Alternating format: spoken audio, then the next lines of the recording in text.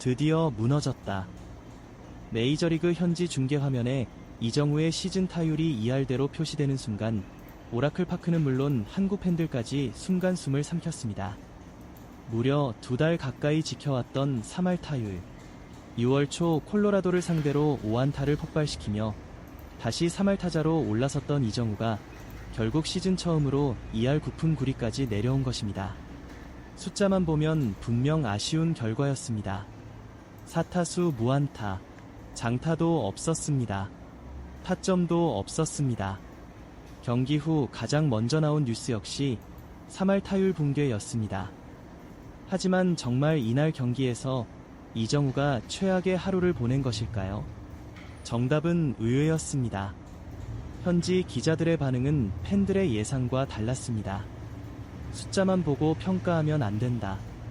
오늘 경기의 진짜 주인공은 샌프란시스코의 집념이었다. 그리고 이정우 역시 그 과정 속에서 끝까지 자신의 역할을 해냈다. 실제로 이날 오라클파크에서는 올 시즌 가장 치열한 난타전 가운데 하나가 펼쳐졌습니다. 샌프란시스코와 LA 에인절스, 두 팀 모두 반드시 승리가 필요했던 경기였습니다. 최근 분위기가 좋지 않았던 샌프란시스코는 홈팬들 앞에서 반드시 연패의 흐름을 끊어야 했고, 에인절스 역시 쉽게 물러설 생각이 없었습니다. 경기 초반 분위기는 샌프란시스코 쪽으로 완전히 기울었습니다. 1회, 상대에게 먼저 한 점을 내줬지만 곧바로 반격이 시작됐습니다. 라파엘 데버스가 시원한 투런 홈런을 터뜨리며 단숨에 경기를 뒤집었습니다. 오라클 파크는 순식간에 뜨거워졌습니다. 그리고 3회, 케이시 슈미트가 3런 홈런까지 폭발시키며 점수는 어느새 5대1.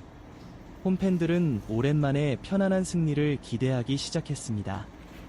그러나 바로 그 순간부터 경기는 예상과 전혀 다른 방향으로 흘러가기 시작했습니다. 에인절스는 쉽게 무너지지 않았습니다. 5회, 타일러 하이네만의 장타가 터졌고 이어 마이크 트라웃의 희생플라이까지 이어졌습니다. 순식간에 점수차는 한 점. 불과 몇 분 전까지 여유롭던 분위기는 긴장감으로 바뀌었습니다. 이 과정에서 이정우는 여러 차례 타석에 들어섰지만 안타를 만들어내지 못했습니다. 첫 타석에서는 몸쪽 높은 패스트볼을 공략했지만 유격수 뜬공, 두 번째 타석에서는 유격수 땅볼, 세 번째는 일루수 땅볼, 그리고 마지막 타석에서도 유격수 땅볼로 물러났습니다. 결국 4타수 무안타, 기록지만 놓고 보면 분명 만족할 수 없는 경기였습니다. 하지만 내용을 들여다보면 조금 다른 이야기가 보입니다. 최근 상대팀들은 이정우를 상대로 정면 승부를 거의 하지 않고 있습니다. 몸쪽 높은 패스트볼, 낮게 떨어지는 변화구, 그리고 철저한 수비 시프트까지 안타 하나를 허용하지 않기 위해 다양한 패턴을 준비하고 있습니다. 그만큼 이정우가 상대팀에게 부담스러운 타자가 되었다는 의미이기도 합니다. 특히 이날 선발 그레이슨 로드리게스는 최고 시속 157km에 가까운 강속구를 앞세워 계속해서 이정우의 타이밍을 흔들었습니다. 쉽게 가운데로 공을 던지지 않았고 장타를 허용하지 않기 위해 코스를 집요하게 공략했습니다.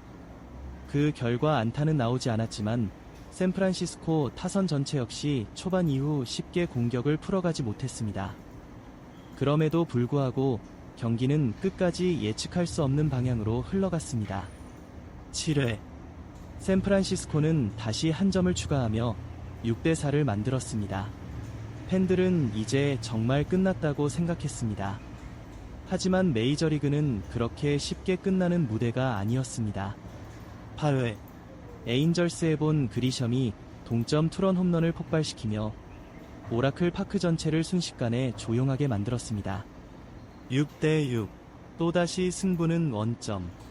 최근 후반 불펜이 흔들리며 수없이 역전패를 당했던 기억이 떠오르기 시작했습니다. 그리고 그 긴장감 속에서 이정우는 9회 마지막 타석에 들어섰습니다. 이정우의 방망이는 이날만큼은 조용했습니다. 하지만 경기의 긴장감은 단 한순간도 식지 않았습니다. 오라클파크를 가득 메운 팬들은 한 점 차 승부가 이어질 때마다 숨을 죽였고 샌프란시스코는 끝내 연장 승부까지 끌려가야 했습니다. 이정우는 2회 첫 타석에서 몸쪽 높은 패스트볼을 받아쳤지만 유격수 뜬공으로 물러났습니다. 정확하게 맞은 타구는 아니었지만 적극적으로 초구부터 승부를 걸겠다는 의지는 분명했습니다. 3회에도 상황은 크게 다르지 않았습니다. 샌프란시스코가 공격 흐름을 이어가던 가운데 다시 타석에 들어섰지만 유격수 땅볼로 아웃됐습니다. 평소라면 내야를 빠져나갈 수도 있었던 타구였지만 LA 에인절스 내야진의 위치 선정이 좋았습니다. 6회 역시 결과는 아쉬웠습니다. 1루수 땅볼, 그리고 9회 마지막 타석도 유격수 땅볼. 결국 이정우는 4타수 무안타로 경기를 마쳤습니다. 이날 무안타로 시즌 타율은 0.302에서 0.299로 하락했습니다. 지난 6월 초 콜로라도전에서 5안타 경기를 펼치며 다시 3할에 올라섰던 이후 처음으로 2할 9푼대로 내려왔습니다. 숫자만 보면 아쉬운 하루였습니다. 그러나 이날 경기의 중심은 이정우 개인보다 팀 전체의 치열한 공방전에 있었습니다. 샌프란시스코는 초반부터 홈런포로 분위기를 장악했습니다. 라파엘 데버스의 장타가 먼저 터졌고 이어 케이시 슈미트가 3점 홈런을 폭발시키며 단숨에 5대1까지 달아났습니다. 오라클파크는 순식간에 축제 분위기로 변했습니다. 팬들은 오랜만에 시원한 공격 야구가 나왔다며 열광했고 더그아웃 분위기 역시 한층 밝아졌습니다. 하지만 에인절스 역시 쉽게 물러서지 않았습니다. 5회 초 집중타가 이어지며 순식간에 5대4, 불과 한 점 차까지 따라붙었습니다. 샌프란시스코는 다시 다니엘 수색의 희생플라이로 6대4를 만들며 한숨을 돌리는 듯했습니다. 그러나 가장 큰 문제는 역시 불펜이었습니다. 올 시즌 내내 발목을 잡았던 약점이 또다시 반복됐습니다. 8회 초 구원 투수가 본 그리섬에게 동점 투런 홈런을 허용했습니다. 순식간에 6대6, 승리를 눈앞에 둬던 경기는 다시 원점으로 돌아갔습니다. 관중석에서는 탄식이 터져 나왔습니다. 선수들의 표정도 굳어졌습니다. 최근 계속 반복되고 있는 후반 불펜 붕괴. 샌프란시스코 팬들이 가장 답답해하는 장면이 또 한 번 나온 것입니다. 다행히 이번에는 결말이 달랐습니다. 연장 10회 초 수비에서 위기를 막아낸 샌프란시스코는 끝내 마지막 공격 기회를 잡았습니다. 루이스 아라에스의 안타, 브라이스 엘드리지의 볼넷, 1사말루, 그리고 타석에는 라파엘 데버스가 들어섰습니다.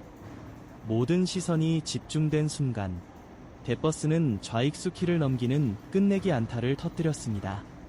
경기는 그대로 끝났습니다. 7대6, 극적인 끝내기 승리였습니다.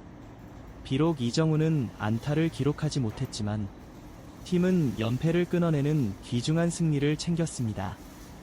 그리고 무엇보다도 시즌 내내 흔들리던 분위기를 조금이나마 되살릴 수 있는 승리였다는 점에서 의미가 컸습니다. 하지만 또 하나의 현실도 드러났습니다.